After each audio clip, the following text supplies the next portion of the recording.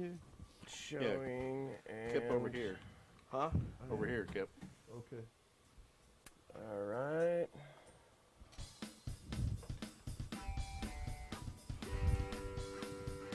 We're live.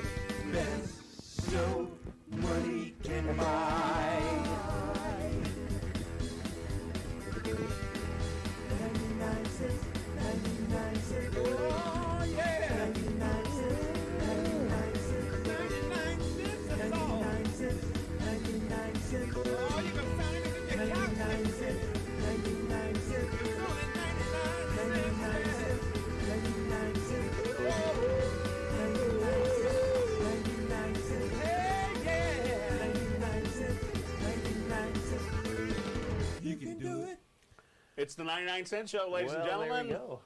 Good evening. Oh man, I forgot my hat. I can't. Hey. I can't do the show without the hat. The glare off my bald head will blow out the lights and the cameras and stuff.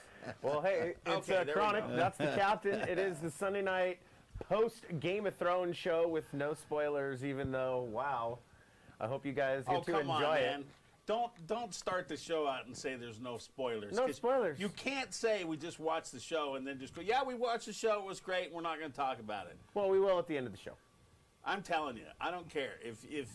Look. We'll lose viewers, potentially. We've got 3 right now, so hi the people that are viewing. All right, fine. Hello, viewers. I won't say anything. I love you too, and I'm glad they're watching. And it's like my wife, you know, she's got the kid. Once the kid goes to sleep in like another hour and a half, she'll be able to sit down and actually watch the show. So it's like I can't text her or anything It's either. just so exhausting. You know, It you is. can't talk about anything anymore.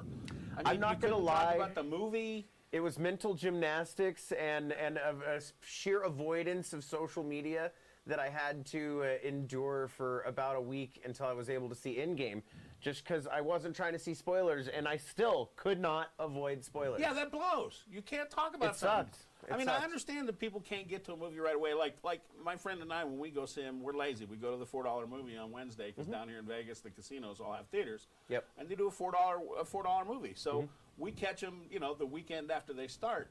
And no, I didn't want to know any spoilers, but I guess with me, it doesn't matter if I hear a spoiler because I still want to see it happen. Yeah. You know, because I already know the movie's going to resolve itself in that. some form or another.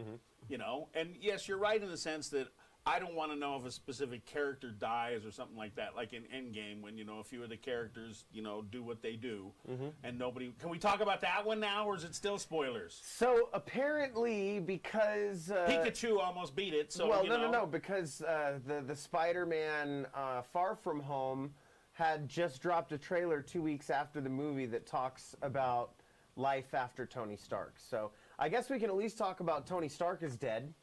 Well, Tony's gone, and we liked what happened to Captain America, so I don't understand why we can't talk about that. Well, and I wanted to get to it because it creates some interesting, like, if you follow movies that do timeline kind of manipulation type stuff. Captain America going back and having a timeline with Peggy Carter, is that a splinter timeline? How did it alter the timeline? I think they just called Star Trek and said, hey, you got any of those Kelvin scripts left over since nobody's going to make those anymore? Can we borrow your timeline thing? Because that doesn't make any sense. It doesn't. That's the only part of the movie that everybody, the hardcore fans will watch this and go, Captain, you're full of shit. It makes sense because of this and this and this. All right, maybe I'm old, maybe I'm senile. But you know what?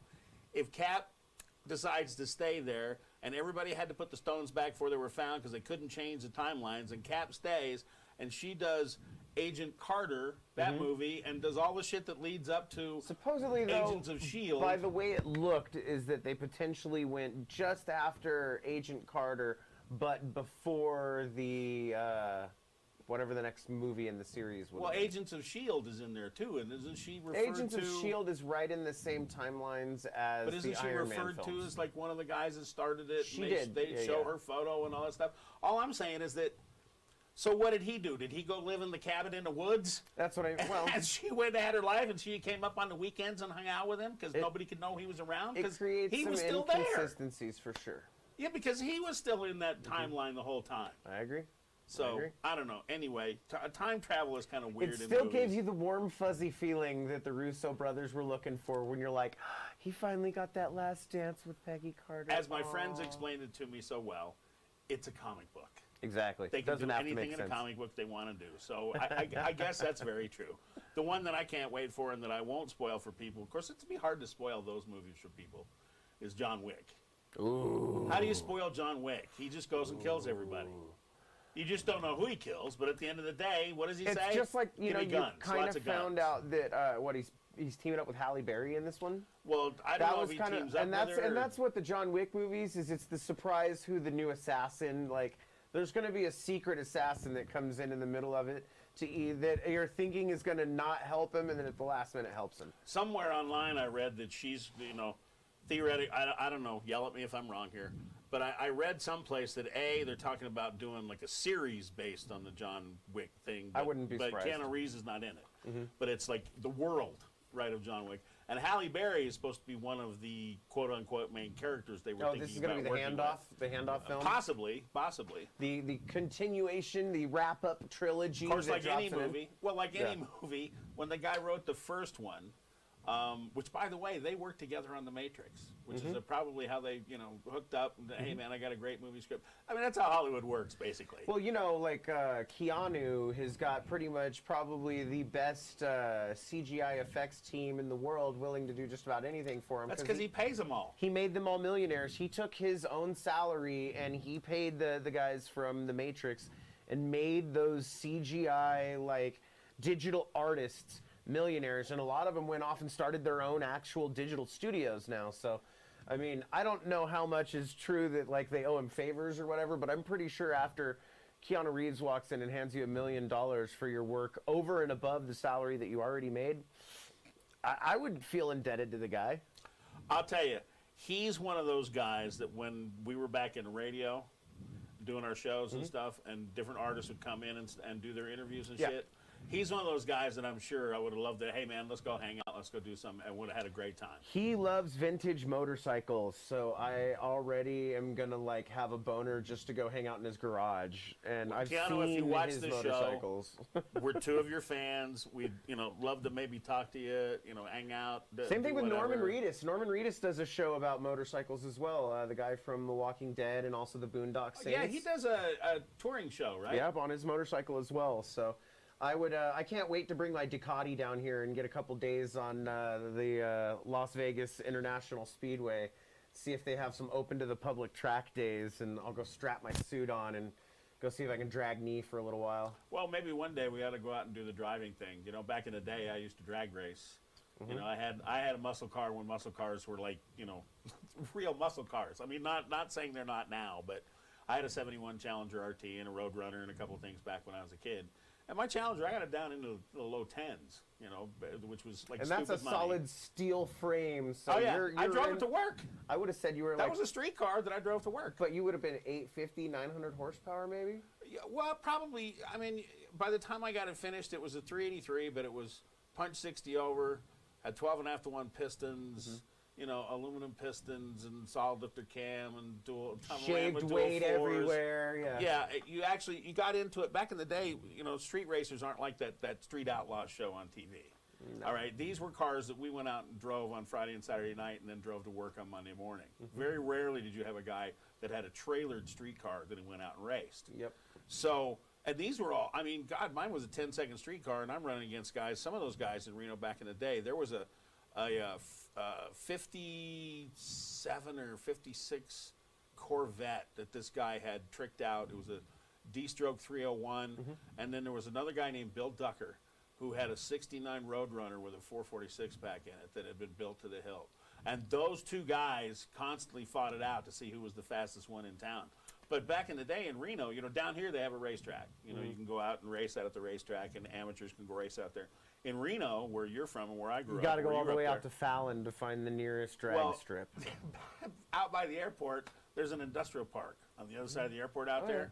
And we used to have Edison International Raceway. So I got to tell you, it's funny that we got on this topic while it's super topical right now, because the sheriff's department has been running stings specifically on street racing the last 3 out of 4 weeks. I saw actually this last Friday they got 22 citations, 1 impound. The week before they had like something ridiculous like 110 to 130 citations written. Yeah, and a couple felony arrest warrants, like when they were checking IDs and stuff. So, yeah, if you're in Reno and you like fast cars, I still, as usual, will suggest for people to go out to the raceway at Fallon. Make sure your hood scoop's not too tall. I literally had a friend go to jail because his hood scoop was a ½ inch above the minimum or the maximum. So and they impounded the vision his car. Clearance? Yeah, they impounded his car and took it. Mike Rose, Mike, if you're watching, it's a tip to your Roadrunner. He had a beautiful one. But back then, you talk about getting busted. I got to tell this story real quick.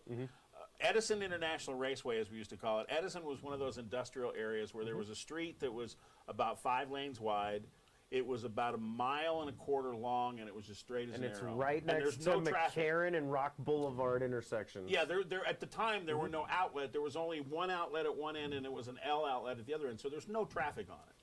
So we used to go out there, either the cattle guards, which don't exist anymore, out by Pyramid Lake Highway. We're way out in the boonies out there, which is all residential, like you know, back Spanish in the day. Springs, I'm sure. back in the day. Yeah, well, people used to race out here, and I'm sure now Summerlin and you know all that stuff was taken up. Well. When we went out to Edison Raceway one Friday night, there were probably 200 people there, 50 cars. 2 AIDS ambulances raced each other. These big old AIDS ambulances. I ran about 5 times. I ran about 5 times, uncorked headers. I mean, my headers were wide open and shit, running no headlights, everything else, right? Because we're racing. Well, that was Friday night, and we all got away with it. Nobody showed up, nothing. Saturday night, everybody goes down there again. And all of a sudden you hear somebody yell, "Cop, stitch it!" Well, this is just before this. My friend and I, who I will remain nameless only because of how he plays out in this story, are ready to race. And he had been pissed off at me for a long time because he had bought. I had a 383 Challenger, which is basically the basic big motor. You know, nobody really respected that motor. They didn't understand it, and that's why they didn't respect it. They wanted 440s and Hemis and 346 packs and 446 packs. So Kevin, I said his name. I won't just say his first name. So Kevin has both AAR Cudas that are in Reno, the white one and the green one at the time. He had bought those 2 different ones at a time, and also a 446 pack Challenger. All 3 of those cars I had beat because I had put stupid money in my car. Right, I got mad when somebody beat me, so I went down and spent $4,000 or $5,000 and built a whole bunch of shit. Well, they all got mad because I had a 383 and they had 440s and 340s and all this, and they couldn't beat me. So Kevin's got his. I think he had the green AAR Cuda at the time, and I'm out there in my purple Challenger, and we're out on Edison, and both of us are running no headers, no headlights. They flag us down. We take off. And the quarter-mile line where we actually had marks painted on the street, the whole bit where everything was. Well, the quarter-mile line was split these warehouses down the middle, right? So just as we go past the quarter-mile line, on the other side of the warehouse are 2 sheriff cars blacked out. They got us dead to rights. We're busted big time. Yeah. So we're probably going 110, 115 past. They flip out with their lights on and shit. You can see everybody back at the starting line. Doof. Lights pop on. Cars take off like mad. It's like roaches. You know, you turn the lights on and the roaches scatter. I got to say that the spree to leave when the cops show up was an adrenaline rush that was a shitload of fun as long as you didn't get a ticket. Dude, check this out. This is unbelievable luck. I had luck with my cars as far as this goes. So they pull us over in the parking lot, and the two sheriffs separate us because they're going to separate us. The guy guess, give me your license and registration. I give it to him. He goes, have you ever been arrested for reckless driving? I said, no, I've never been cited for that. He looks at me and laughs. He goes, that's not a citing offense. That's a booking offense. I'm like, oh, God, my butt's puckering, man. I think I'm going to jail and stuff. Well, turns out my friend Kevin, his father was the head court reporter for the state of Nevada. So when evidently when the sheriffs called in and found that out, they figured they can't bust me and not bust Kevin. So they come back and they hand me my license. I'll never forget because I'm busted stone cold. The guy says, you got 10 minutes to get this car off the road. If I see it any place, I'm impounding it. So we go, okay, so they give us our license and shit. Now, meanwhile, like I said, the cockroaches have all scattered on the other end of the road. And as you know, you went out the side street, and then you went out the side street and took a right, and then went up this big main road called Mill Street, which goes around the airport, and that took you up into Reno. There were 15 cops waiting on Mill Street, and they pulled over every friggin' person that scattered from the cockroach thing for all kinds of violations. They wrote them ticket after ticket. The only reason Kevin and I end up escaping this is because we're running open headers. We figured, man, we can't go through town because we're toast. So there was a back way, as you know, which is now McCarran Boulevard, but you could go the back way around there because I lived up in Southwest Reno and so did he. So we went around the back way and crawled up where there were no police because they were obviously all on Mill Street busted. And out of the whole thing, we're the two guys racing, and we're the only two that didn't get busted that night. Everybody else got tickets, but you guys should have gone to jail. But, that was, street racing back then was, it was not as crazy as it is now, because I watch that Street Outlaws show every once in a while, and I look at these guys are running pro stock cars and pro drag cars on the street. Yeah. I don't even understand how they laugh and say, oh, I'm the king of the street, I'm the king of the street.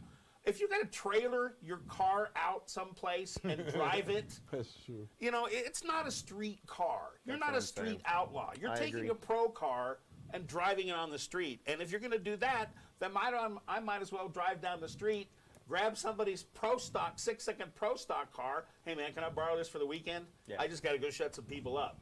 And then take a pro stock car out there and run a 6-second quarter mile and crush these guys. So I dated a girl in, I think it was my sophomore year, her senior year of high school, and her dad literally built, funny cars. Cool. And he had 2 Mustangs that were, the bodies were modeled after a 68 and a 69, and those things ran low 5s. Oh, yeah, back then. And so we had a car show at the school, and she brought her dad's car out, and they let her start it up once. And it, if I remember right, it broke a couple windows in the courtyard big that time. she started yeah, it up they can. It was so unbelievably loud. If you've never been to a drag race and you like cars at all, you need to go, because to watch those guys, because that's the cool thing about drag racing. Drag racing, every ticket is a pit pass. You can go watch everybody work on their cars. If you're running in the bracket races, people can come over and talk. You can go talk to the guys.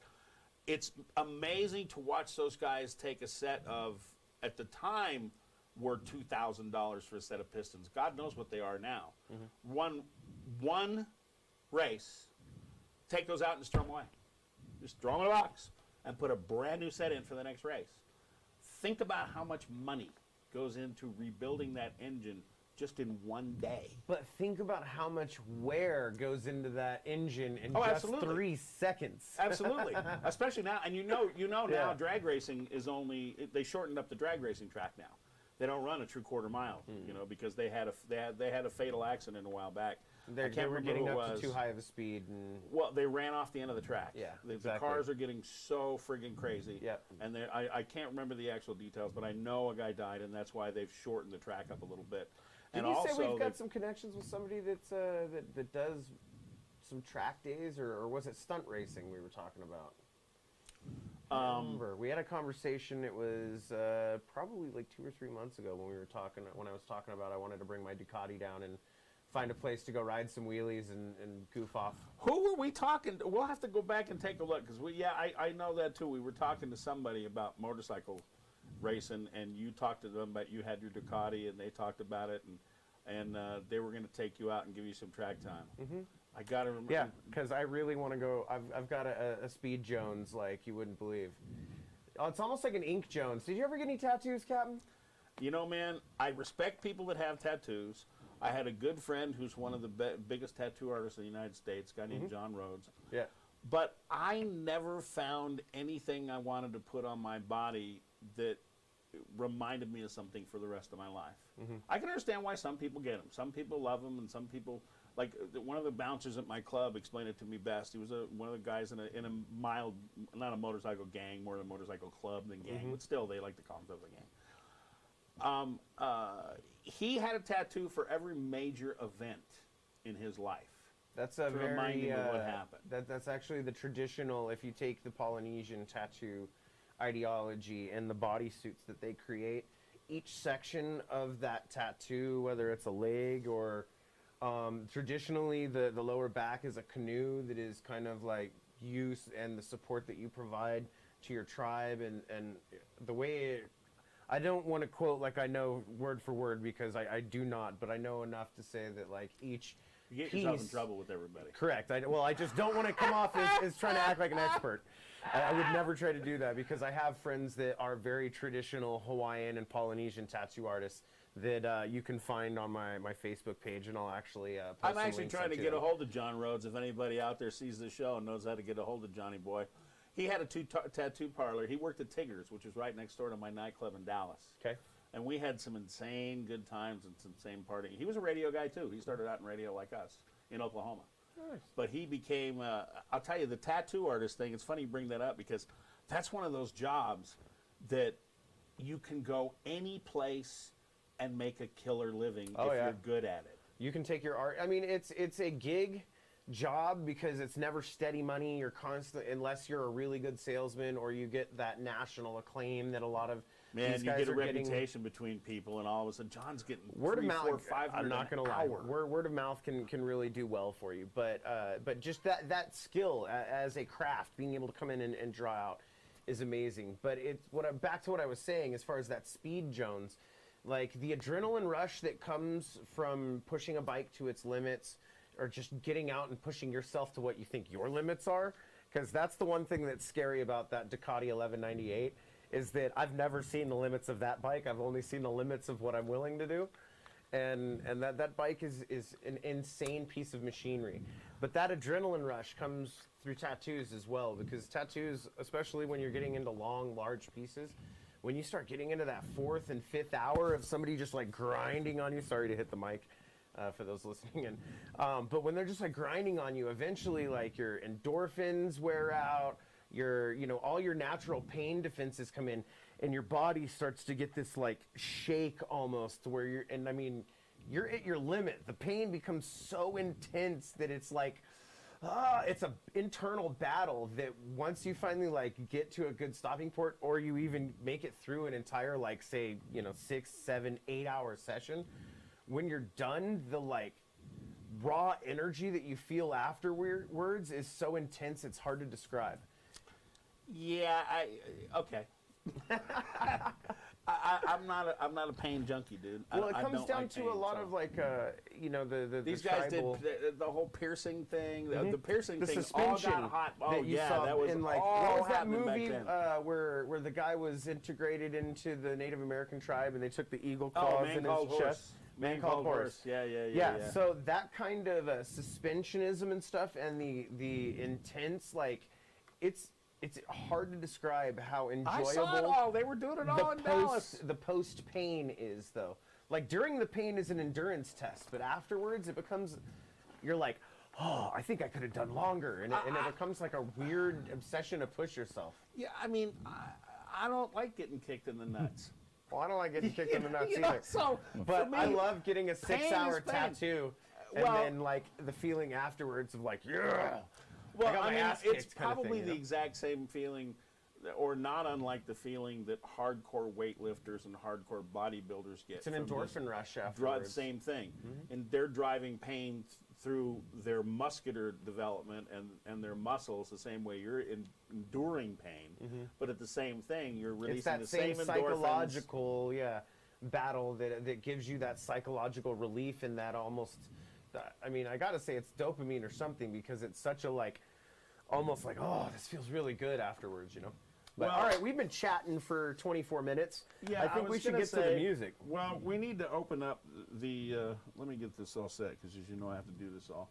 Let's turn on some light and our poor guest here tonight. Kippy Love is here with us again. Kip, how you doing, man? How you Good to doing, see Cap? you again. How you doing? How you doing? And Tony Smith, our music director, ever-present musician, bass player extraordinaire. They're here again tonight. We told you we're doing some of our shows over again because we didn't like the way they came out. And Kippy Loves is tonight, and we just got rambling on about a bunch of stuff, but that's kind of what we do Yep. as a morning show guy. It's us radio folk. We can talk about anything. But we also promise you on the 99 Cent Show that we have the best music that money can buy for 99 cents. And tonight, Kip is the guy in the hot seat. How you doing, Kip? I'm doing good. All Doing right, good, man. Captain. That's just good. Just flew in from LA, so I'm doing good. You what? So you've been doing some recording in LA is kind of Yeah, what you were teasing me with. Oh, I right? didn't hear about Yeah, this. Yeah, tell me about this. What are you doing? Well, you know, since it's Mother's Day, I recorded a new song. Oh, that's nice for you. For Mother's Day, I did that today, and I'm going to debut it today. Hopefully, Nice. World premiere. If I still have the voice for it, you know. Did you record it for your mom? Yes. Well, Has she heard it yet? no. No. Wow. Oh. So you're going to debut it here Yeah. and make her watch it here. Yeah. Oh, that's awesome. Well, hi, Mom. Hi, Kippy Loves Mom. Hi, Mom. We have one more, Happy one more Mother's Day. viewer. Happy Thank Mother's you very Day. much for watching. Happy Mother's Day. Happy Mother's Day to all the mothers out there. In truth. That's indeed. right. That's right. Happy Mother's Day to all the mothers, Yeah. daughter-in-laws. I wish my daughter-in-law happy Mother's Day today. How was your trip? Good, man. Yeah, definitely glad I was able to go help my family get through that very difficult situation, and everything's coming out on the up and up. I've helped my brother find a job. We got him a car. We're getting everything. We're getting everything going, Nice. so it's gonna be good. Yeah. All right, so you brought this. This is your That's last previous. album, Yes, that's previous. and it's So- called Southern. Yep, called Southern. The first Southern. song, yes, Southern. Yes, Southern. Okay, I don't want to mispronounce it. Yeah. So And who's on the cover besides you? so that would be me and Animal and Eddie. You Those and are- Animal and Yeah, Eddie. those were the. Do I guess which one's which? I figured that one's Animal and that That's one's Eddie. You're right. Why did I know that? You want to take a guess? Ah, that's funny. Here, it's funny, huh? Yeah, let me bring up the logo camera. Hold it right there so everybody can see it. Ladies and gentlemen, there's Kippy Love's band Southern. Is that the band you're still working with? No. No. Solo now. Oh, you're solo Yeah, now. yeah. Okay, so this is the album before, and as you can see, Yeah. you decide which one is Animal and which one is which? Eddie. Eddie. Eddie So and Animal. orange hair Animal has and got to Eddie. be Animal, right? Oh man, come on. I'm backwards? No, yeah. Animal's Yeah. in the middle. That's what I was Animal looks thinking. like an Animal's in animal. the middle. Yeah. Animal looks like Slash. Yeah, Yeah. basically. Okay. Yeah. There you go. Okay. So that's Animal looks like the animal. back of the CD. We released that in. Oh, show the front of the CD. Yep. Let's go back yeah, and show we the front of it, released ladies that. and gentlemen, We so you can released see that that. in 2013. Ah. Yeah? I went on tour. I did a tour from 2013 to mid 2014. Eastern Europe, Japan, How'd China. it do? Did good. Yeah? Did real good. Went to Dubai. You went to Dubai? Yeah. Oh, cool. All right. Off of that record. So I've had some friends that have gone, and they Abu have said Dhabi, it is Dubai, the Bahrain. most beautiful place to visit Yeah. as long as you behave yourself. Yeah. Yeah. Did But you if get to ride? Did Go you get ahead. to ride in one of the EHong 184 No. But helicopter taxis? no, but when I landed, a Bugatti picked me up. That was a Yeah. cab. Wow. It was a cab. A Bugatti yeah. cab. Bugatti cab. Holy crap! Abu Dhabi and Abu. And And, Vegas um, thinks it has money. And then they have the small. They have the ain't small. gonna have money. Then they have the money. small that has this snow.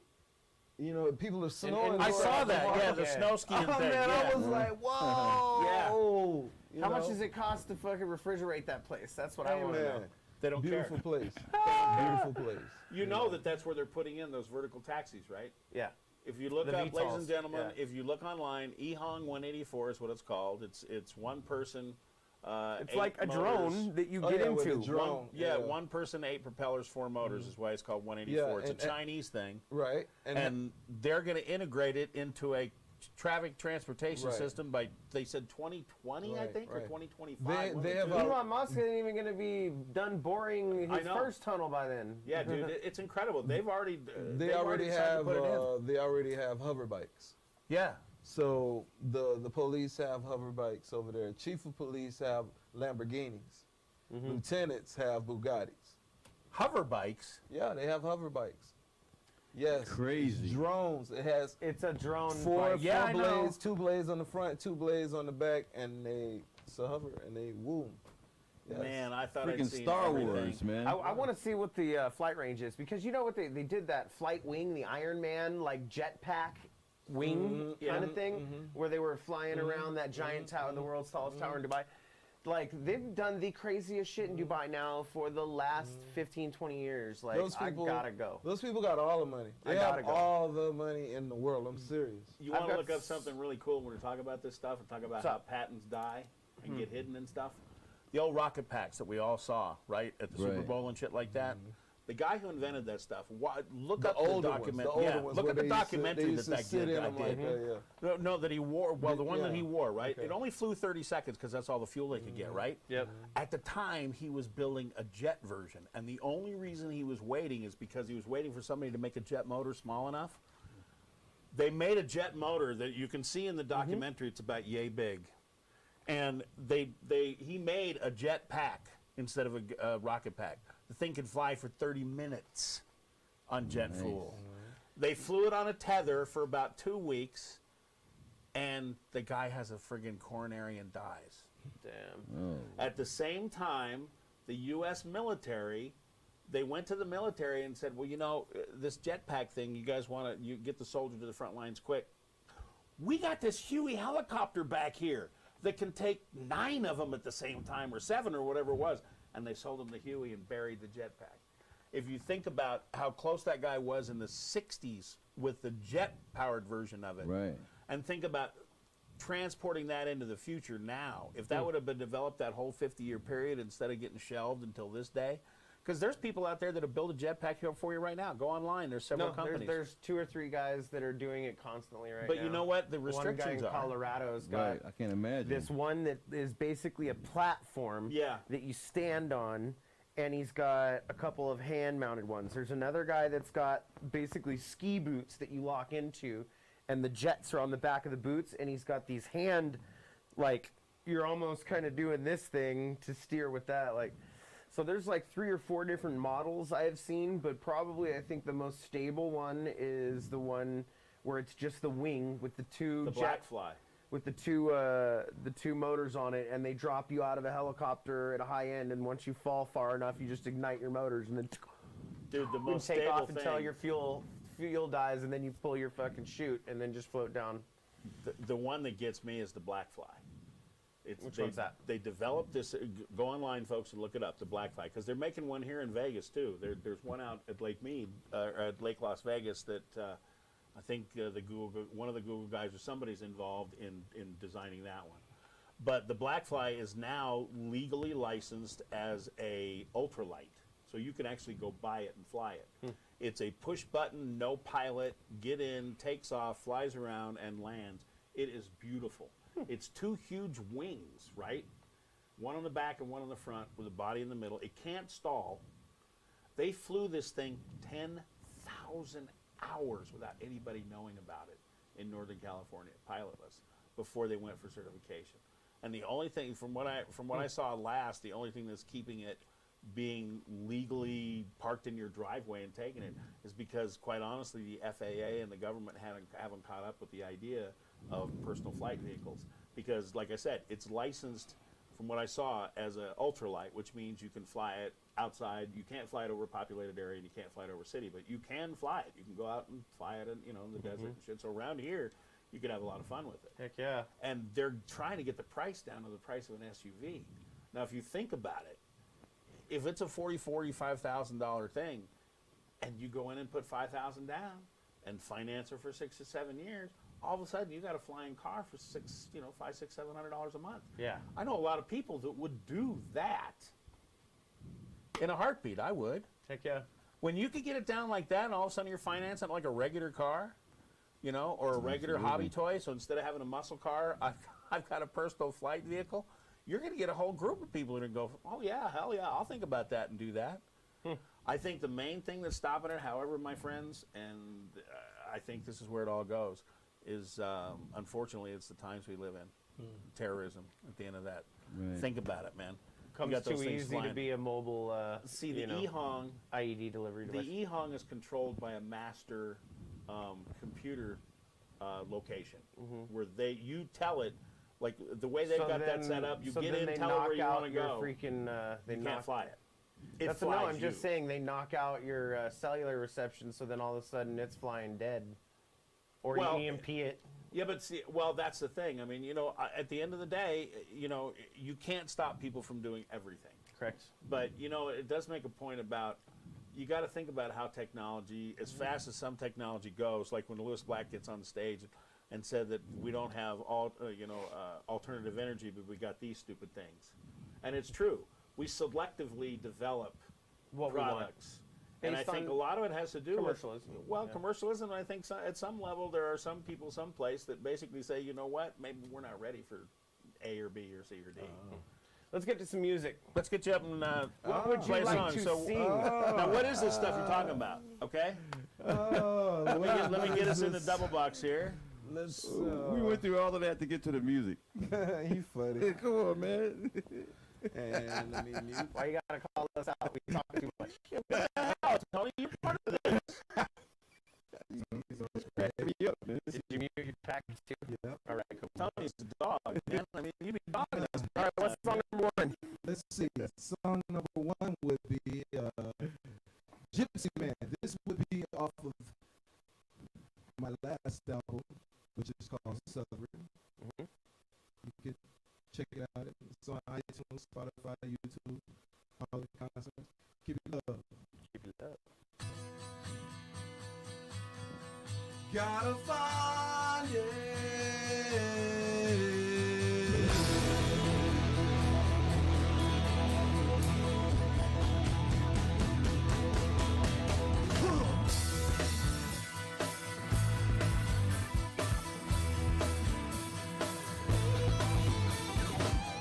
Gotta find a solution to my problem, baby.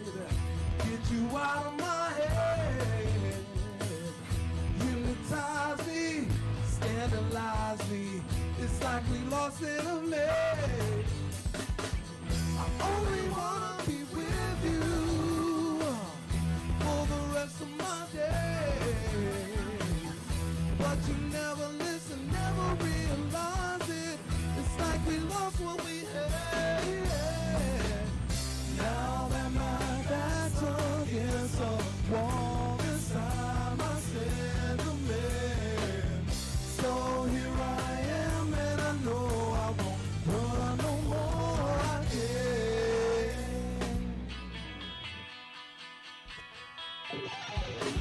I need to find resolution from your loving. I just gotta get away. Forever lost in the middle of a puzzle, but somehow I find a way. Yeah. Always tossing, forever fussing, but never feeling my pain. Gotta rise up out of the middle, baby, 'cause our love just don't feel the same. Now that my back's against the wall, this time I stand a man. So here I am, and I know I won't run no more. I can't. Gotta find it.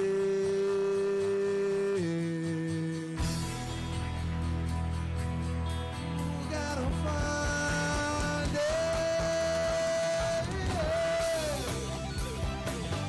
Ba, ba, da, da, ba.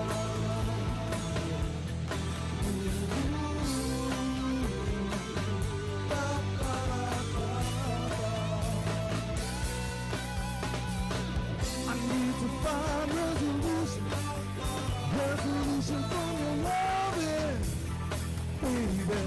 Forever lost in the middle of a puzzle, But somehow I find a way, 'cause I'm a gypsy man. I'm a gypsy man. I'm a gypsy man. Duval gypsy man. I'm a gypsy man. I'm a gypsy man. I'm a gypsy man. I'm a gypsy man. I'm a gypsy man. I'm a gypsy man. Yeah.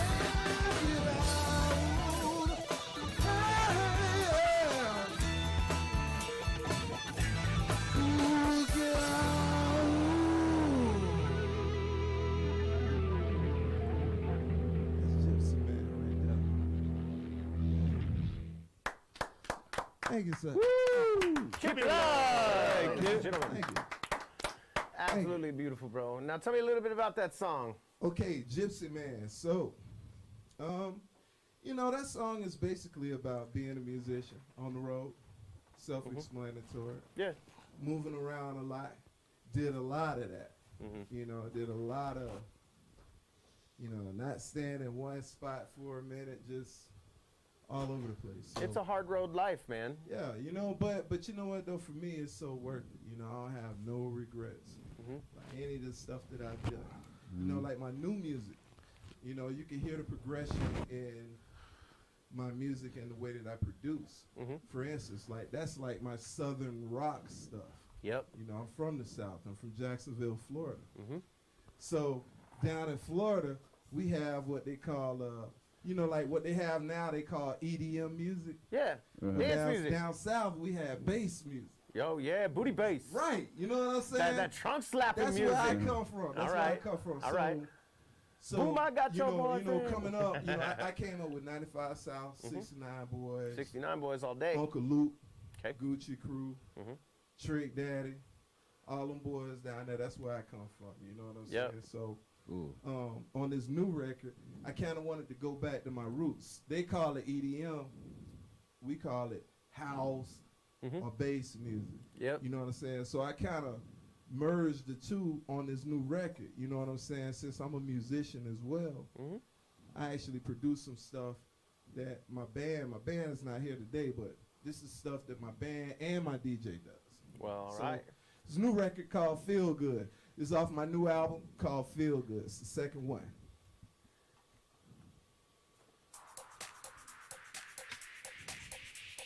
Put your hands up in the air if you feel good. Wave your body from side to side if you feel good. Jump all around, up and down if you feel good.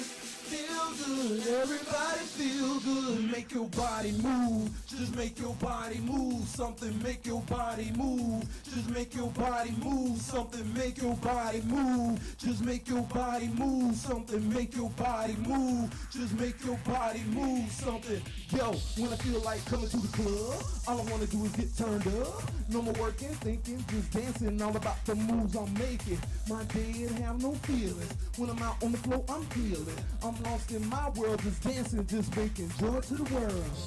I feel it coming, it's in the air.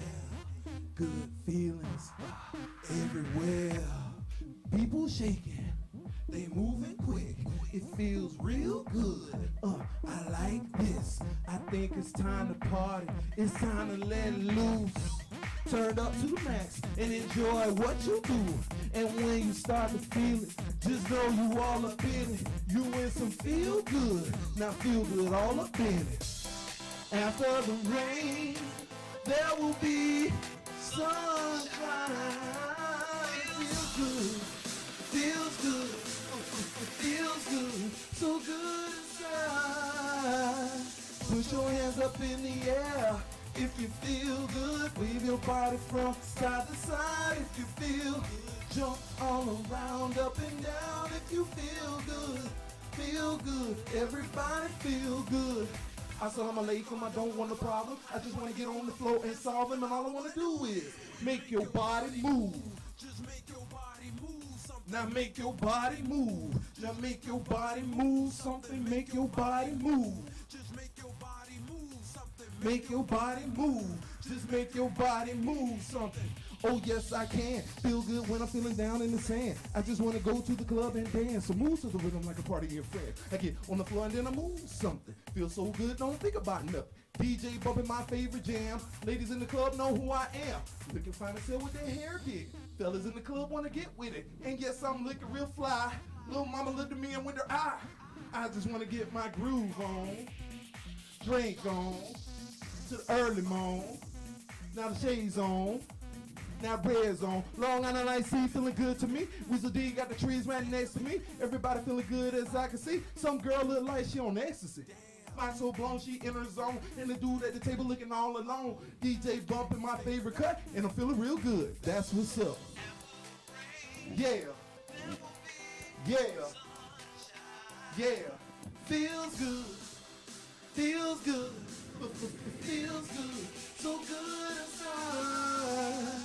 Put your hands up in the air if you feel good. Wave your body from side to side if you feel good. Jump all around. Up and down if you feel good. Feel good. Everybody feel good. Yeah. So that's the new one. All right. Yeah, man. That's the new one.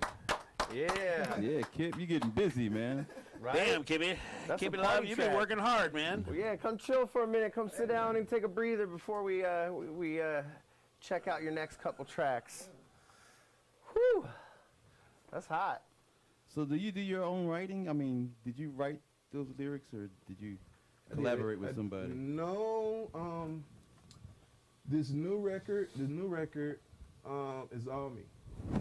So I recorded 94 songs. Nice. What? Yep. 94. Okay. And I've performed all of them. What now? Why 94 songs, and how long Okay. did it take to do it? 'Cause Okay, so that what- that okay. makes doesn't make a lot of sense to Okay, me. So I okay, need to- so what happened is I was experimenting with this new record. You know, I wanted to make it upbeat. Everything. I wanted to make everything upbeat. Even if it was a breakup song, I wanted it upbeat. You know what I'm saying? I wanted dance stuff. So I collaborated Okay. with certain DJs. I was on a cruise ship, Carnival Cruise Line. Nice. And they allowed me to perform my music on the ship and off the ship whenever they poured it.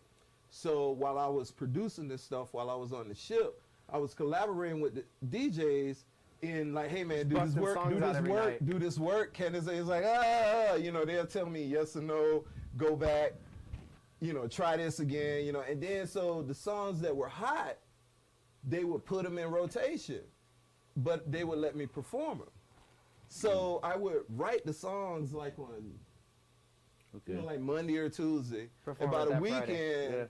I'm full out performing every one of them. And I'm sending them back, getting them mixed and mastered, and all of that stuff. I don't remember the lyrics to a lot of this stuff, but but listen though. Yeah.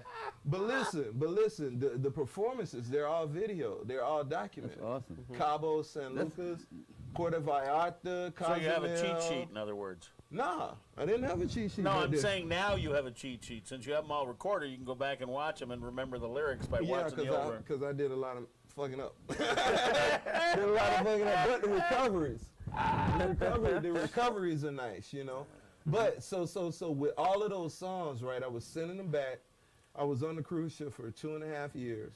I was sending them back. They were getting mixed and mastered, and throughout time, it became 94.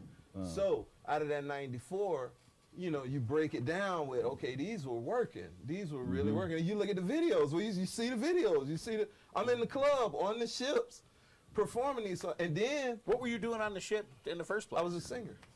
With I was a singer in, like one of the cover bands. Yeah, one of the cover bands. Oh, okay, And okay. so they would have crew parties. Right. I didn't want to do that stuff for the crew parties. I say, hey, do you mind if I do you have music? Yeah, I could do the whole night. You know, and they was like, yeah. So I got the band to learn my music for the crew parties. When the cruise director and the supervisor saw that, then they're, you know, like when you get off the cruise ship, like in Cozumel, they have these bars. Can't remember what Sloppy Joe's, a Right. couple of these bars. Senior Frogs. Senior Frogs. Senior Frogs was the main one. Yep. the owner of Senior Frogs happened to be on the ship when we were in Cozumel, and he invited us to Senior Frogs in Cozumel. So That's we there. dope. Senior Frogs is legendary. They gave me the microphone. They said, what can you do? You know, because I was singing. They were expecting to cover stuff. I said, fuck that, man. Hook up here's my phone, hook this shit up, you know, and here's my set list, 30 minutes. Boom. And I went down. He was like, holy fuck, what was that? I was like, that's my shit. Wait a minute, that's, you know, because it sounded like radio shit. I said, no, that's my shit. I've been working with Carnival on this shit. So he said, I'm going to make sure that you perform at every Senior Frogs on your cruise. So I stayed on the cruise ship for 2 years. Every Senior Frogs in the Virgin Islands, St. Croix, St. Man, Thomas. I didn't know any of this. Yeah, St. Thomas, Puerto Vallarta, Wow. Puerto Rico, Cozumel, Man, the what a- Galapagos Islands. That's So an when are we awesome- going to take the 99-cent show onto the water? Last time I heard, Kippy Love was just playing around town. No, man. Did a gig here, did a gig there. Man, that's International you know, man of mystery over here. Yeah. I did it. And so what happened was I sent all that stuff back, and these were the songs that I settled for this new record, Feel Good, are the songs that I'm going to go with my gut with, saying these were the hot ones. Because, I mean, I proved it, you know. People around here may not know, but they were hot and they worked. So that's Right. I'm real confident in the songs that I can tell picked by the for way you this. perform Yeah. these. Heck yeah. What an awesome platform, man, to develop your songs. What a your great music. way to beta test all your beautiful. stuff, That's man. beautiful, man. Yeah, so now, you know, back here in town, you know me, you guys know me. So now I'm back in town, and now I got my band together, I got my dancers. My wife is doing the choreography. My wife sings with Casey and the Sunshine Band, so she's Damn, in she here knows doing. it. She would have came today, but the band was making this particular music because I'm very insecure about producing it on an MPC and a keyboard and some bass stuff and getting behind drums. I'm cool with that, but when you take it into a club and you have to perform that stuff, you have to sell what you're doing. That's a whole nother thing, and that's where I am right now. I'm developing that. Branding. Even the whole, even the whole character. Even my band, my whole band, we all, you know, we look like something. You may not know who we are, but you be like, whoa, them guys, and we're not a cover band. Yep. You know. Right. Yeah. That's so the best part about That's it. very Kiss made uncast- that work for them Yeah. big time, So, dude. I mean, this stuff here, the Southern stuff is, like I said, that's my roots, Southern rock, Yeah. right? Gospel, hip hop, all of that combined. This stuff that's feel good now is really uplifting. It's, you know, my mom passed in October. She passed in October. Oh, yeah. So this is my first time actually doing a song, doing something artistic to express, you know what I'm saying? And so I made it a point that every Mother's Day, I'll write a song. So today is the first one. It's called Come Back. So all of that stuff is from these 94 songs. I found a different side of myself that I didn't know that was there. Really, I really did doing this music. And once the band started playing the music, it's a difference when you hear the musicians playing Oh, it. yeah. And you be like, oh shit. Oh, how it go again? Yeah, it's real now. Yeah, exactly. Okay, how does okay, all right, you know. So Hey, don't be proud, man. Yeah. I've seen plenty of bands and plenty of Yeah. lead singers with a fucking monitor sitting up there scrolling the lyrics for them because they Yeah. can't remember all the Yeah. songs. I mean, when I saw some of those guys, and I mean big guys, you know, big Yeah. bands still I scrolling. mean, Prince did it. Prince did Yeah, it, but he sure Prince was known for Ozzy does it. Yeah, I mean, you know, these guys, these guys that we're talking about, these guys are known. They know they will go off the deep end. So how they recover is really the show. That's really Yeah. to me that's the cool part. He said, "What?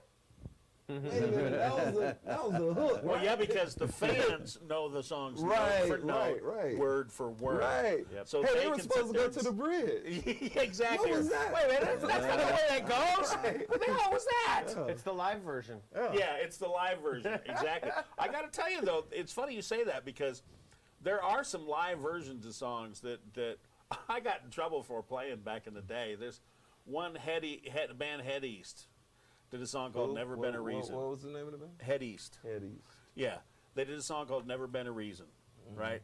The studio version is okay. The live version just has this energy level and stuff, right? So I'm working at KZAP in Sacramento, one of the Heritage rock stations I got a chance to work at. And at KOZZ, where I worked at in Reno, where I first started, we played live tracks. We played the best track, whether it was live or not. Like, you don't play the studio version of Peter Frampton's Do You Feel Like I Do. You just don't. Right. It's the live version off Frampton Comes Alive that is the song that all rockers knew. Right. So I get the KZAP, and Tom, I forget his last name. It wasn't O'Hare, because that's another famous jock. But Tom, who was the music director, told me they don't play live records, right? And I ignored him because I did the late night show and I didn't give a shit. So I played Never Been a Reason live one night. I came in the next day for my shift, pulled out the album. There was a little tag sitting on the album. So I pulled out the album. The album was snapped in half. Ooh. With a note on it from him saying, we don't play, live records. And that's why the station wasn't number one either. Let me because ask you, they had a music director that didn't know what the audience wanted. Let me ask you a question about it. Okay, like for instance, I really got turned on to Jimi Hendrix listening to the live version of Machine Gun, which is about 20 minutes long. Well, Hendrix is like listening to Miles Davis. Okay, It's it'll go forever. Now Yeah. I understand from the commercial aspect, from a program director saying, hey, look, time limit, let's cut it. Now, what I'm asking you, has there ever been, other than like a jam radio station, like a cult? Oh, AOR radio used to be that way. You know what I'm saying? That would play live. Oh, yeah. Live No. arrangements. Original classic rock. Yeah, and man. yes. Yeah. What we used to Dude, call that's the shit AOR. right there. The acronym was called AOR radio. It was Album Oriented Rock. And it was what FM basically turned into out of the 70s and the 80s. I got into it in 81. It had already been kind of evolving during the 70s. Because what happened basically is they came in and said, instead of playing every song on an album, let's just pick one really good one and play it over and over again so that people know who the band is. And then they'll maybe buy the record. And so that's how the whole formatting thing kind of got started from the way it was explained to me. Was trying to get it so Sell that you records. sell records, basically. It was the whole thing, was the idea to do that. So we walked hand in hand like that. But no, man, most really good rock stations between 6 p.m. and 6 a.m. and especially at nighttime, I mean, you'd hear like the live version of Low Spark, High Heeled Boys from Traffic. Right. And, I mean, matter of fact, the DJs that work nights, they were all bathroom songs. Yeah, but I mean, They were 8-9 minutes long, so you go to the bathroom. Go to the bathroom and come back before the record ran out. You go to East Coast, New York, that area, the Bronx or whatever. Late night, you're gonna hear all live. Yeah. I don't care if it's hip hop. I don't care if it's punk. It's all live. But see, they're fighting for audiences too because there's too many sticks. Too many sticks, right? So everybody's fighting for a little niche. You know what's funny, and Kronik will back me up. I hate to tell you this, Las Vegas. I'm looking you right in the eye. Reno has better radio than Vegas does. And some of the stations down here are owned by the same company that owns them in Reno. What, try it? No, the company that him and I used to work Lotus for, Radio. Lotus Radio. They own Comp. They own 97.1 The Point. And if you listen to their stations in Reno and the music they play in Reno and the stuff they play there and listen down here, it's just from a guy who worked in radio's perspective, the stations down here they're nothing special. I don't know anything about the back end of those radio stations, but I can tell you that Lotus Radio was the best radio station group I could have ever worked for up in Reno because they have, don't get me wrong, they've done cutbacks because, radio is becoming a different monster, but when it came to the overall atmosphere, I had such a welcome feeling, like you went to work and had a good time. Like you're there to entertain.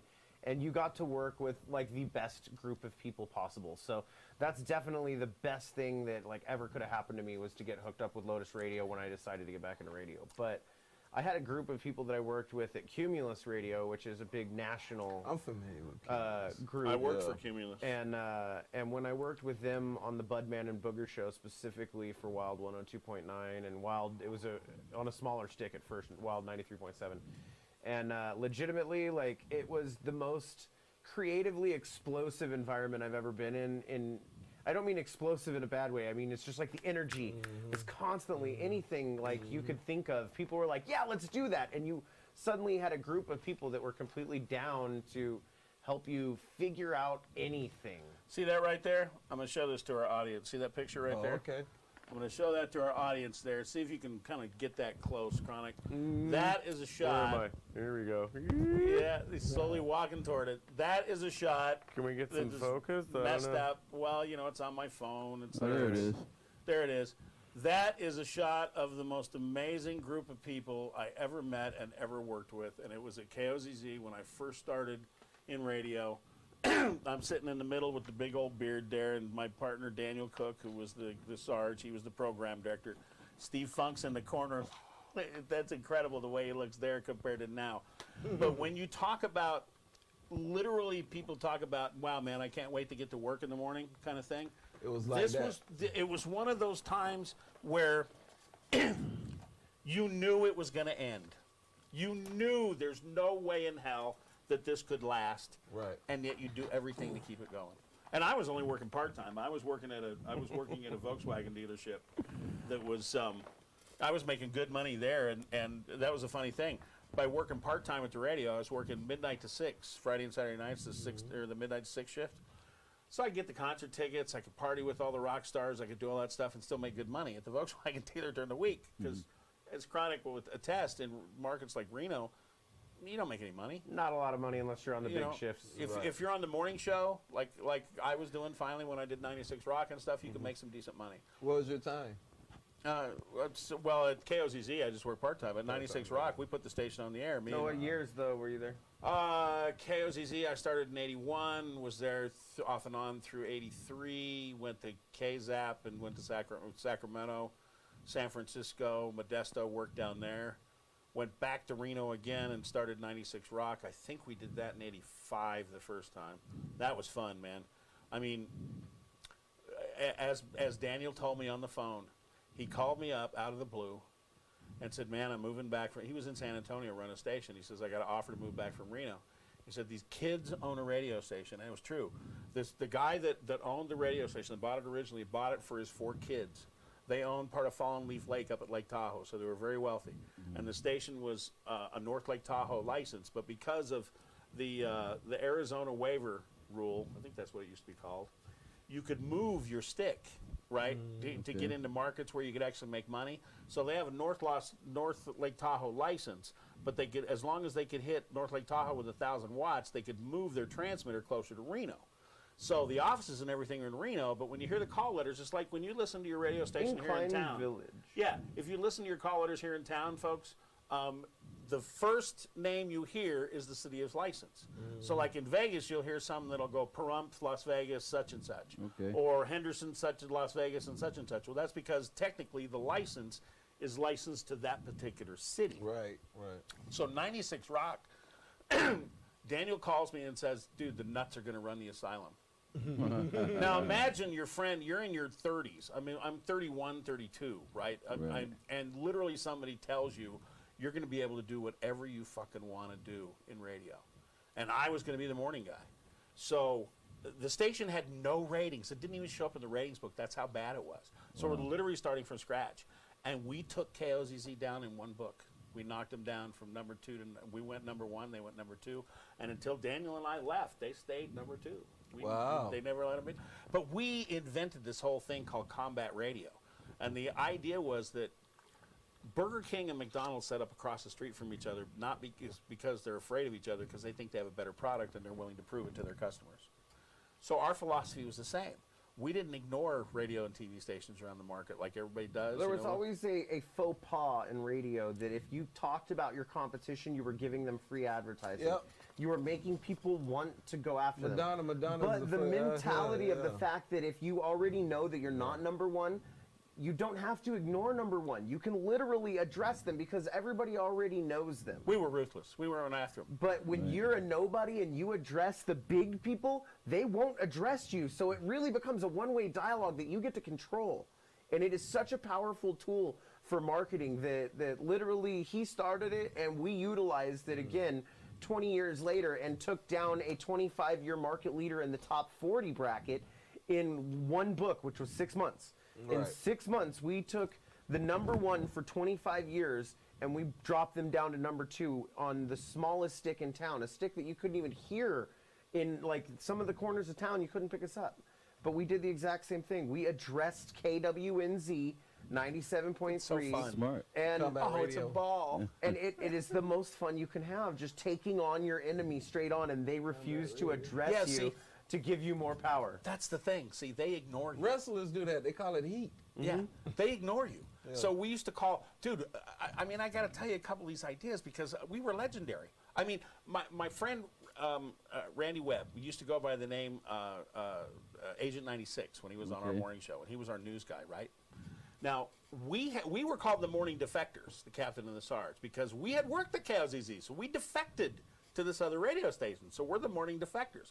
And we used to make fun of those guys because the station was a split-level building up on the side of a hill overlooking Reno. So we used to call them the hot guys on the hill. And we used to talk about it. Well, because we had no commercials, because we had no sponsors, Nobody right? was paying. Nobody was paying for being on our station. So whenever they go into a commercial break, which they They're were like, oh, famous for they're paying on way too commercials many, again. Let's play music. yeah, we'd cut in and say, okay, now look, tune into what they're doing, and then tune back in and listen to what we're doing. 96 Rock. Well, we go into a classic killer rock song, and they'd be in the middle of a commercial break. They can't fight They that. can't fight that crap. Well, one morning, right, because we had the advantage. Now, you got to remember, this is the 80s. When a lot of stations did, they had the advantage to pre-record stuff. Right. But at 96 Rock, we had 2 reel-to-reels in there, so I could pre-record stuff. And I was quick with a razor blade and tape. So we decided, because Randy was still technically working up at KOZZ. They didn't know he was Agent 96 working for us. They thought he was doing Skip Herman's show, because that's another radio name he went by at KOZZ. So we convinced him to go up there and broadcast live from their studios Okay. on our morning Like show. on a phone. calling So, and because we can pre-record all this stuff, That's right? funny. We pre-record like 6 breaks, and then he's driving back on the freeway before we ever air it. So we go through the first 6 hour, and in the 10-minute break, I said, "Hey, Sarge, we're gonna do it this morning." What? He says, "Agent 96 gonna do it this morning. People are gonna freak out when this happens. You gotta wait, folks. It's not gonna happen about 7 o'clock hour, but you're gonna freak out when you hear this, ladies and gentlemen." So the whole 6 o'clock hour, we're talking about this, and he's going, "What do you mean? What do you mean?" Just trust me, dude. We came up with this plan. Trust me, this is gonna be amazing. So at 10 after 7, now Randy's back at the radio station by the time I'm ready to play this first break. What he's done is he's done a bunch of phone breaks from their production room. And because he was in the building, he knows what the morning guy's wearing. You know, Okay. he's waved to him and said hi to him. And because they play so many commercials, in the 7 o'clock hour back then, they used to play 22, 23 minutes. Now think about that. Wow, that's 23 minutes worth ridiculous. of commercials on a rock station Well, that's in the morning show. why even have a freaking Absolutely. program? So we start this conversation, and I said, Sarge, he's in the building. What? Yeah, Agent 96. He's in the building up on the hill. The hot guy's on the hill. He's in there. So we start doing these phone breaks. We did about 4 of them, right? Randy's talking. He's in his British accent. And he's talking about being in there, and that the morning guy's wearing. He's got a lovely blue jacket on. You know, I do a horrible British accent, but that's what he says. And then I said to him, I said, we're going to go to a commercial break. We'll be right back. He said, we go to a commercial break. I said, well, look, Agent 96, look, nobody's going to believe you're up there doing this. So look, I got a favor. Go in and tell the morning guy you got to borrow the log for a second. And they go over and take a Xerox copy of the 7 o'clock page and then bring it back with you so that we have proof that you were there. He does this.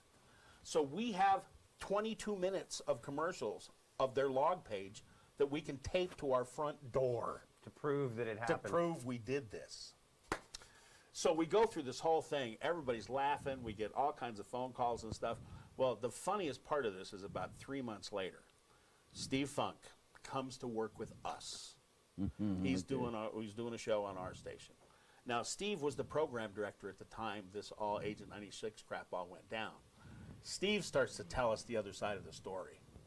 Okay. Dave Newman, the general manager, who was very conservative, very, very strict and shit, used to listen to us because he hated me and Daniel for defecting. He hears this and goes bananas. He calls Steve at home on the hotline. He calls the radio station on the hotline. Evidently, the morning guy is running through the building trying to find Randy where he's broadcasting, because you got to remember, this is going over the air live. They think he's in the building, but he's already gone. Right. They call the sheriffs. That's funny. Up there, they search the building. They can't find him. They changed all the locks on the building. Now, dude. That's crazy. So much free PR. You want to know why we had a 40 share in the morning? It's just because we did that kind of stupid shit. Yeah, that's funny. Dude. Now, that's funnier than we gave the away. Stuff you sit in your car and are late to work because you can't get out of your car and stop listening. The other one that I'll say real briefly, because we got to have you play one more song and then we got to get out of here. But Play a couple more. Sarge was getting frustrated because everybody was giving away all kinds of stuff, right? And you know, he's going, man, we can't compete because Laura was cheap. She wouldn't give us a lot of stuff to give away, right? We just didn't have a very, big promotions budget. So one morning, I got to admit, folks, I did probably every show but about 3 or 4 high as a kite. So I'm just going to tell you that right off the bat. So we're out getting ready for our morning show, smoking the last half of the joint that I brought from home. And Daniel tells me the story. And I said, okay, man, I got an idea. Here's what we're going to do. And I always sprung these on him on the morning show. I didn't tell him what I was going to do until I sprung it on him, right? So I get in there, and like you remember, he's a program director. So I say, hey, Sarge, remember you asked me about that whole prize thing? I said, I got an idea, man. I think I know how you can compete with everybody. What do you mean, man? Well, you know, we don't have enough money to give away cars and trips and everything like everybody else is. But what we could do is give away everybody else's prizes. He looks at me and goes, what do you mean? He says, well, ladies and gentlemen, I've been thinking about it. And look, I know you don't want to listen to, and you know what, if there's a station out there, you're going to owe me money on this fucking thing if you use it, because this is a great promotion. We did the same thing at Wild. It's funnier than shit, dude. What you do is, like, ladies and gentlemen, here's what we're going to do. We know you don't want to listen to those other radio stations because the music sucks and the DJs are horrible, but, you know, they're giving away shit you want. So we're going to hire 5 interns, and we're going to torture them. We're going to make them making them listen to those stations nonstop for 8 hours a day. Ooh. And whenever one of those stations announces it's caller 10 or caller 12 and call in, we're going to tell you on our station that they're doing it so that you can call in and try to win that prize. Listen to us. Oh, okay. So listen to us to win this prize. Listen to us to win the car from K1 and the trip from 94.5 and this, because remember, we're going to tell you. You're going to win all the 3 radio stations prizes from one station. Dude, twice. People won. It happened. Twice. And what did they say? What's the best station in Reno? Well, actually, I heard about it on 96 Rock.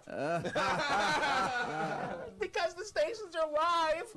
They can't stop it. That's funny, bro. I mean, but see, that's gone. And that's why they immediately radio's started not the way it taking is now. phoners as recorders and playing them back. So that stuff didn't go over the air live anymore. Absolutely. That's funny, dude. I mean, you know, I'm very proud of the fact that during my career like that we did come up with that format and we were as ruthless and as fun as we were. I mean, it really was like, I mean, I'm dating myself now, but for those of you out there that are old farts like me and remember WKRP in Cincinnati, we really were that station. I really was Dr. Johnny Fever. I was nuts. I mean, when Sarge and I started the radio station, get this, we didn't have a full crew, right? So I told Sarge, I said, look, man, I don't do the morning show by myself. I need somebody to work with. He says, well, we don't have anybody else. I said, I'll tell you what we'll do. Why don't you do the morning show with me, and then I'll do the afternoon show with you. So we did. We woke you up in the morning, and we drove you home at night for 6 months. Him and I did the morning show and the afternoon show. Okay. And we did them like 2 morning shows. All right. We gave away stuff. We did. Dude, that's why we went from nothing to a 10 share overall. KOZZ went from like a 12.9 where they were always at to like an 8.5. They were crushed. And we were number 1, 1834, 2554. We were number 1.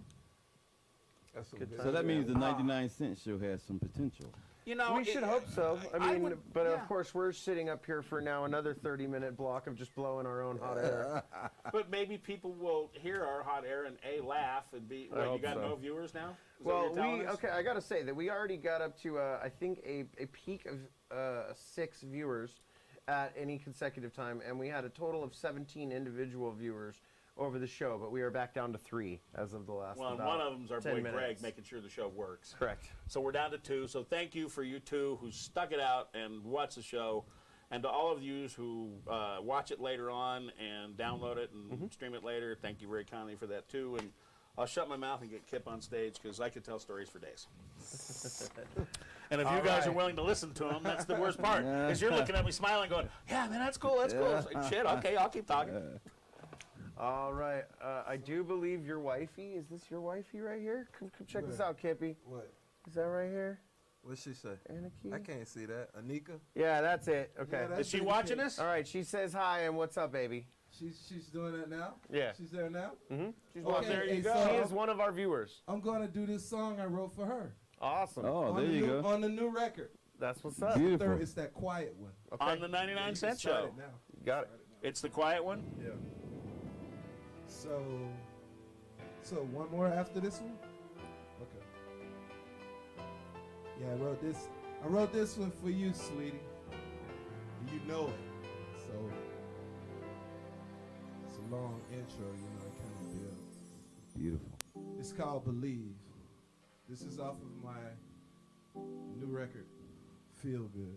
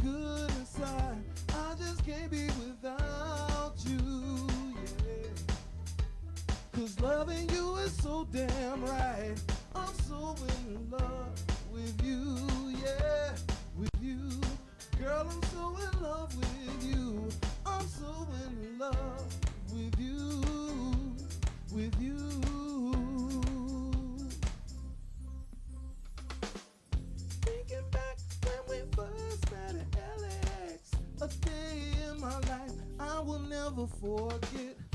Ooh, your smile just blew me away. Yeah. Who would have thought that love at first sight was really true? But that's when I believed. When I first saw you, I knew then and there that I had just fell in love. Oh, can we just fly?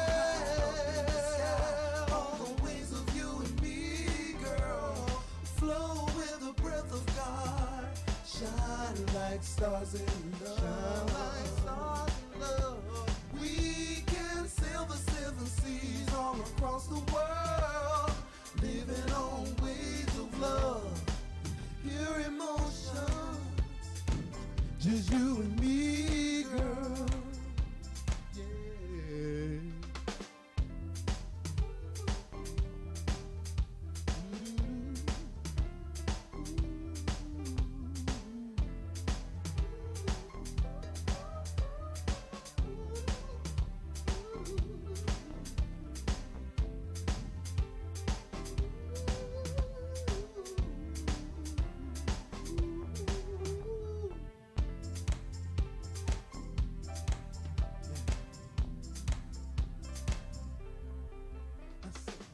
Can we just fly high up in the sky on the wings of you and me, girl? Flow with the breath of God, shine like stars in love.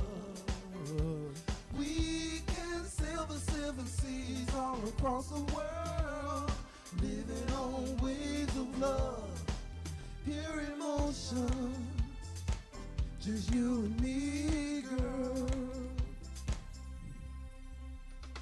That's my song, Believe, from the album Feel Good. Yeah. So, that was going out to the wifey. yeah. And she definitely says, Nice "Oh, touch. I love this song. Thanks, baby. You sound great." And she also said, "You guys have a great platform. Congrats on the show. Wishing you so much success." Yeah. Oh, Yeah, that's she's so doing sweet good. of her. Beautiful, My better man. half. So, Tell her to get Casey and the Sunshine Band to come do a guest shot with us. yeah, We'd love to have them on the 99 Cent You hear Show. him, baby, right? We would love to have you come Yeah. back. That would be so awesome. That would be So I'm great. gonna do this last one. This is brand new, so I might get the lyrics right, but Well, nobody will know. You didn't tell them. If you wouldn't have told them, they wouldn't even have known. no. But I mean, it's more. I mean, this is a brand. I'm talking like They 2 days. still won't know. Yeah. Well, no, they still won't know. You're absolutely right. So since it's Mother's Day, we're gonna dedicate this the last one. This is Mother's Day. We're gonna dedicate this one to all the mothers. All right. My mother passed away in October, so Mine passed a couple years ago, so we're I gonna know the dedicate. We're feeling. gonna dedicate Mine this too. one to her. I appreciate that, man. Yeah, so Good thing on if Mother's I Day. remember, we'll see how it go. All right. All right. Kippy Love, ladies and Love. Kippy gentlemen. Love. All right, the very last track. Yep, very last one. I miss you, Mama, and I want you back here with me.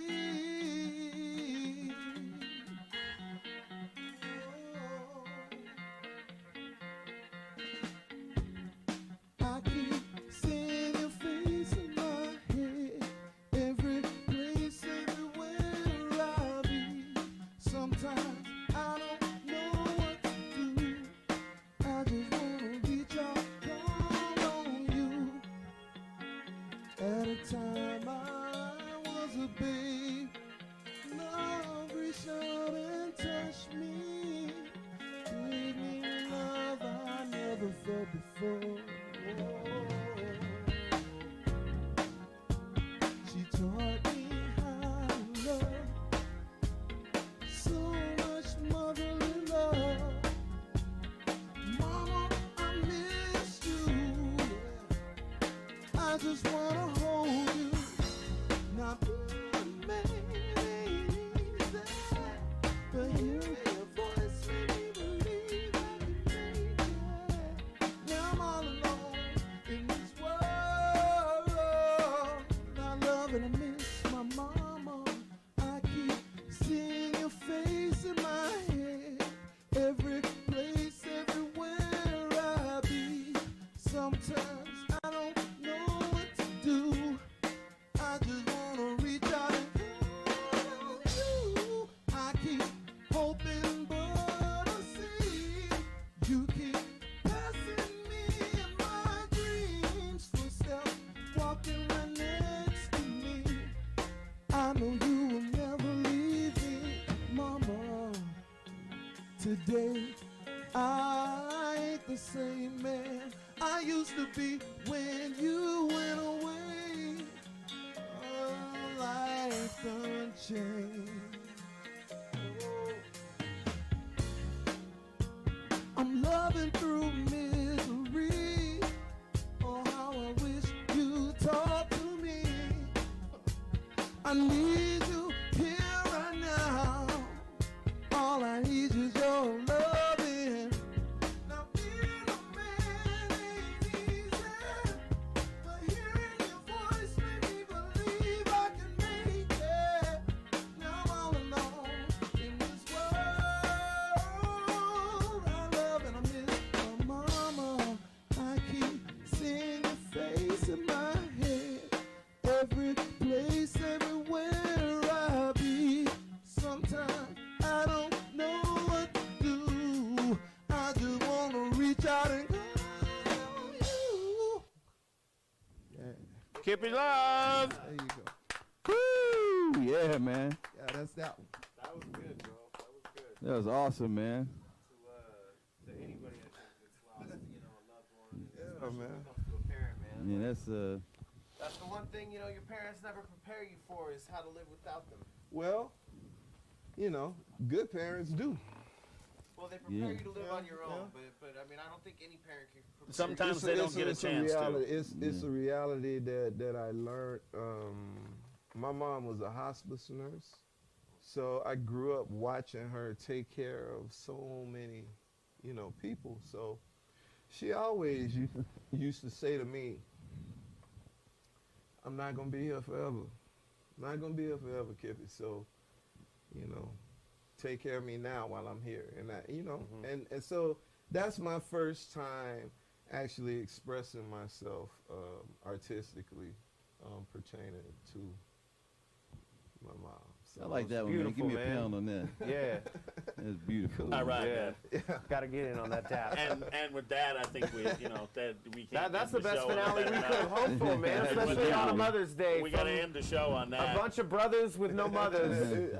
We That's want to right. thank all the Yeah. ladies we in our ain't in lives. jail though. We ain't in jail. No, we're holding up that end for our Yeah, moms. big time. That's man. right, Mom. We're all staying out of Yeah, jail. we good. Thank you very Everything. kindly. Might smoke a little. Definitely. We You know, love everybody for brothers. tuning in, and especially to your wife for being able to see your Yeah. song. That was definitely awesome. And she says she will work on trying to get her band in here. So Oh man, Nice. the stump rock. yeah, That would be Oh, crazy. that would be unbelievable, man. Unreal. That would definitely give us some credibility, huh? Oh Yeah, man. she actually she's singing on like 3 or 4 of my songs. This one, she did a couple of hooks, and I wrote some stuff for her. So That's awesome. yeah, man, she's very talented, very talented. Well, I Get can't her wait in to here one see. day. Get her in one day. Dude, We we'd love to should. have her, I of would love course. to. Beautiful, man. We want all kinds of new and undiscovered, you know. Yeah. And we all know a bunch here in town. Yeah.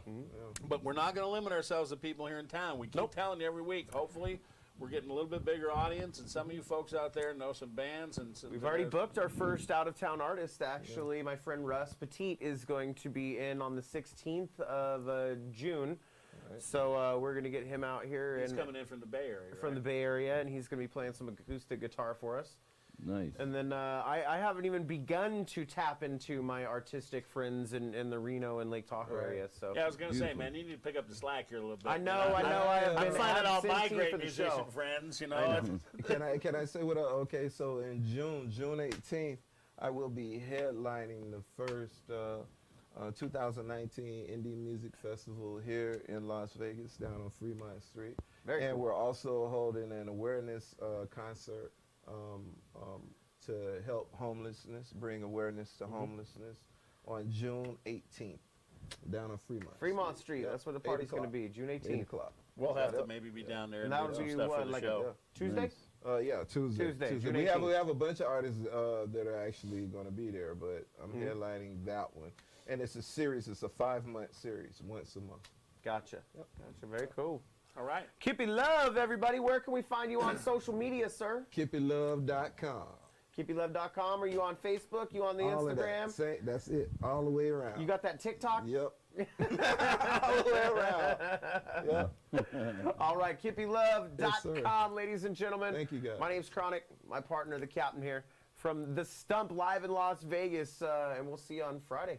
Thanks a lot for watching, ladies and gentlemen. Oh, wait a minute. You're not going to be here on Friday, I right? will actually, yeah, we can talk about that. I will be absentee Friday as I've got some gigs up in Reno that I will have to be pertaining to, but I'm also finalizing the last bit of our stuff to start doing the, I can't even say the name yet because we haven't gotten all the stuff put in order, but we are going to be doing a new version of my Chronosaur web series, which was the original thing that the captain and I actually wanted to get going was a cannabis-centric show.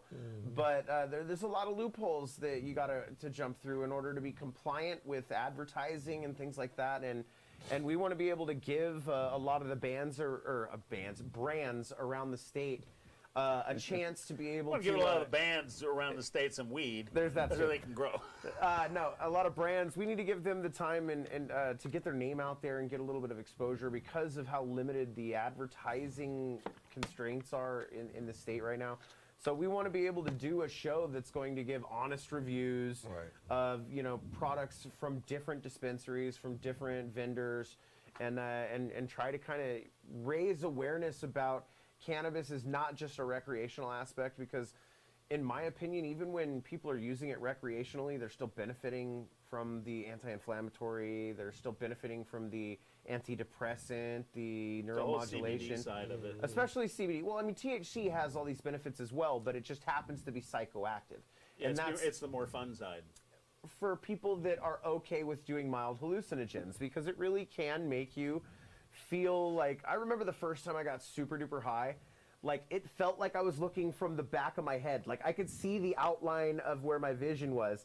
So it felt like I was almost looking down a tunnel, and then I could see my eyes. So it was like a really weird, like I'm looking from behind myself almost. Dude, I ate a fucking cake. I ate a whole entire German chocolate cake. I thought it was a cupcake. It was a fucking... You just kept eating. Man, I haven't been that high in years. Yeah, me neither. Wish. Me neither. I wish. The only way I honestly can get that like really intense, almost hallucinogenic high is through high dosage edibles. Right. If I can get into like that 500-600 milligram range, my eyes are gonna be about like this, and that's the times when I will literally be like, nah, dude, I can't do anything right now. I'm fucked up. I'm fucking high as shit right now. But yeah, to most I barely people, remember that. a 10 milligram edible can make them feel like that. To the average like non-smoker, a 10 milligram dose. So when I tell people that I would eat like a half of 1,000 milligram brownie like it was nothing, most people look at me like I'm insane. Yeah. Are we doing a 40 hour 45 minutes? We're at an show? hour 30 right now, even. Yeah, I was gonna say that. We probably should shut the fuck up. I don't know, man. I can do another one. I'm all down for it. I don't think I don't know if people are gonna actually sit through an hour and a half of this.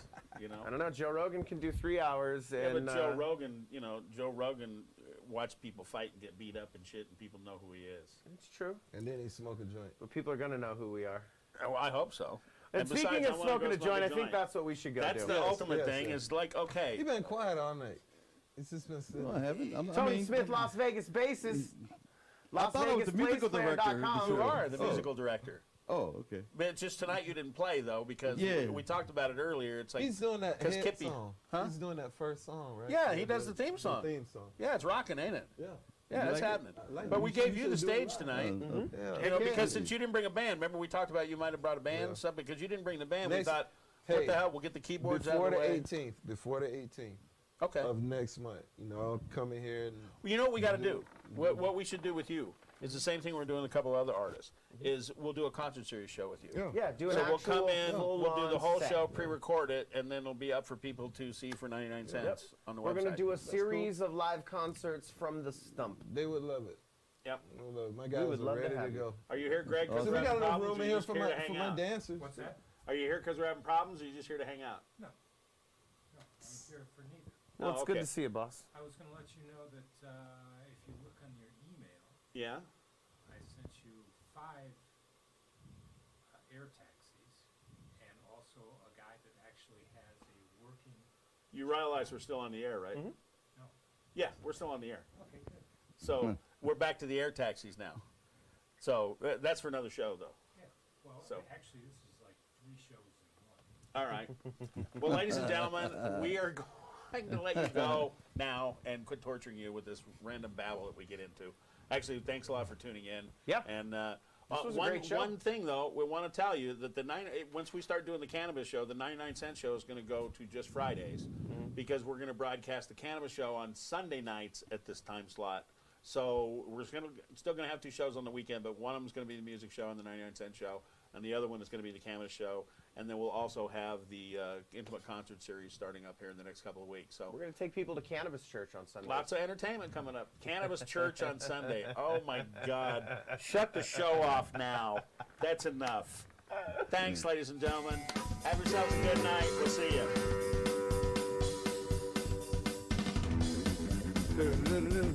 you.